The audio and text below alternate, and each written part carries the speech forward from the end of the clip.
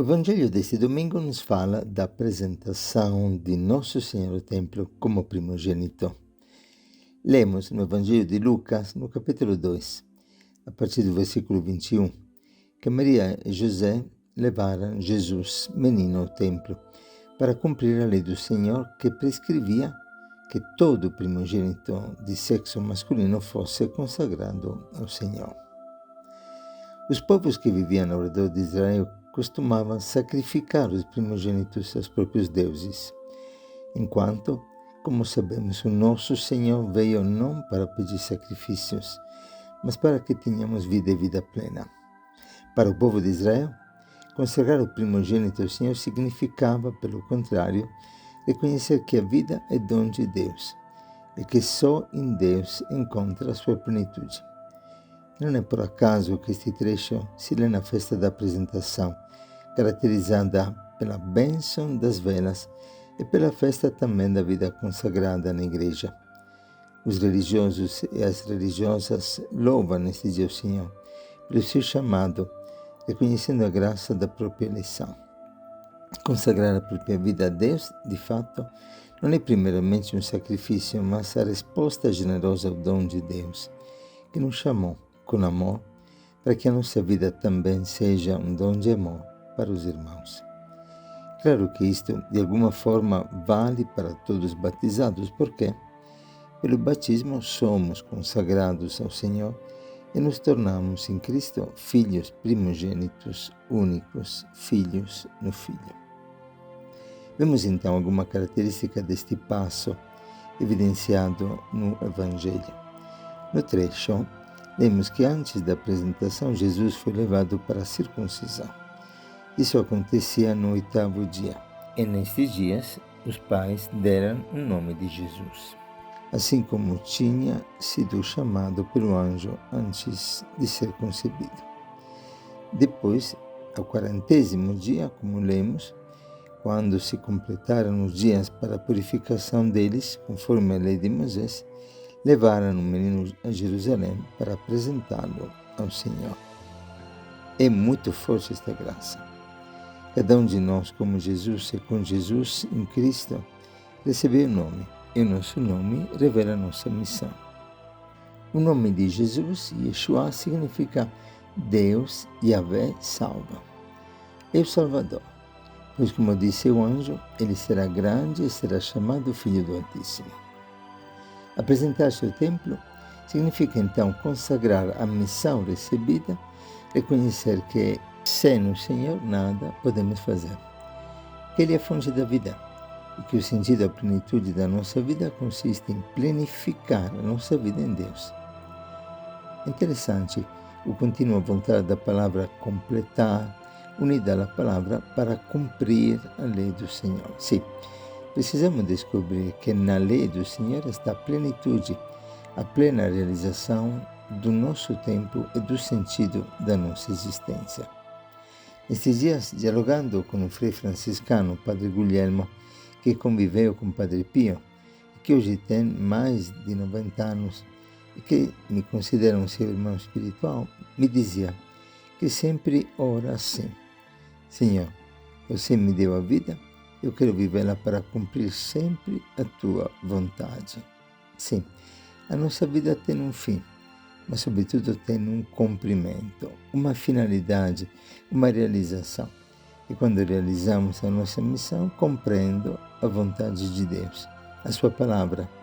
A nossa vida se fixa na eternidade, encontra a plenitude, pois, como está escrito, o céu e a terra passarão, mas as minhas palavras jamais passarão. O céu começa assim, aqui, quando nós tornamos presentes a nossa vida à sua presença. Quando vivemos nele e permitimos que ele viva em nós. Apresentar-se ao Senhor significa estar presentes a ele e torná-lo presente em nós.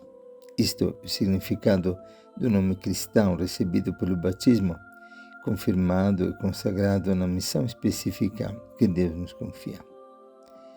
Lembro de outro querido irmão capuchinho da minha terra, da Sardenha, cheio de vida, de alegria, que morreu com quase 100 anos e que em conceito de santidade na nossa cidade, Frei Lourenço. Um dia lhe disse: Frei Lourenço, qual é o segredo da sua vida? Porque todos o procuram. Como o Senhor ora? E ele então me levou numa gruta cavada por ele no quintal do convento. Havia um banquinho simples, um crucifixo bem rústico na parede e me disse: eu fico aqui, na sua presença, no silêncio. E meu coração só repete lentamente: meu Senhor e meu Deus, em mim tu estás e em ti estou eu. Como seria bonito nesta festa da apresentação poder buscar esta graça, viver a vida presente, a sua presença.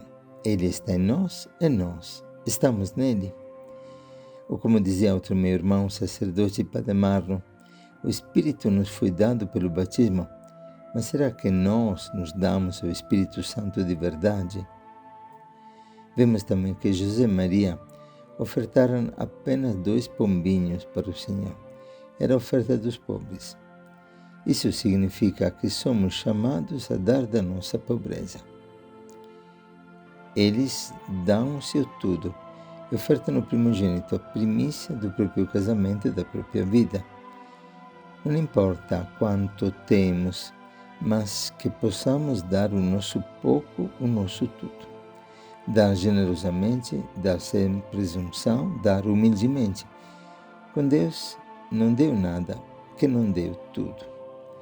Não importa o quanto damos, mas o como damos, com quanto amor damos, e se nos damos no dia a dia, conscientes que se fazemos o possível, Ele fará o impossível. E Ele, que faz tudo em nós.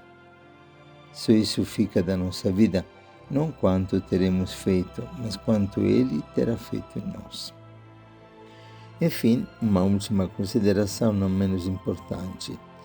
Há um aparente contraste no Evangelho, onde a alegria de Simão e Ana, ao júbilo desses idosos que esperavam na vida toda a revelação do Senhor, segue a profecia do coração traspassado de Maria por uma espada. E lemos que assim serão revelados os pensamentos escondidos de muitos corações. Também na primeira leitura de Malaquias, a chegada do Messias no templo, do anjo da aliança, tão esperado, é sinal de contradição. De um lado, alegria e manifestação da glória do Senhor. E do outro lado se fala de purificação, de fogo que refina e julga. O que isso quer dizer? Que de fato, consagrar-se ao Senhor implica cortes. Acolher o Cristo significa cortar com o medo de perder a vida, e significa cortar com o mundo. Não podemos servir a 2 senhores, dirá Jesus no Evangelho. Não podemos servir a Deus e ao dinheiro. Entregar-se a Deus de verdade implica violência de quem quer tomar posse do reino dos céus. É disto que se fala no livro do Deuteronômio, por exemplo, no capítulo 30, versículo 6, e também no profeta Ezequiel. É disto que nos fala o próprio Paulo na carta aos Romanos, no capítulo 2, quando fala da circuncisão do coração, que é sinônimo de arrependimento e conversão. Interessante que na primeira pregação de Pedro, relatada nos Atos, os presentes sentiram o coração traspassado pela espada da palavra, como nos diz a Escritura.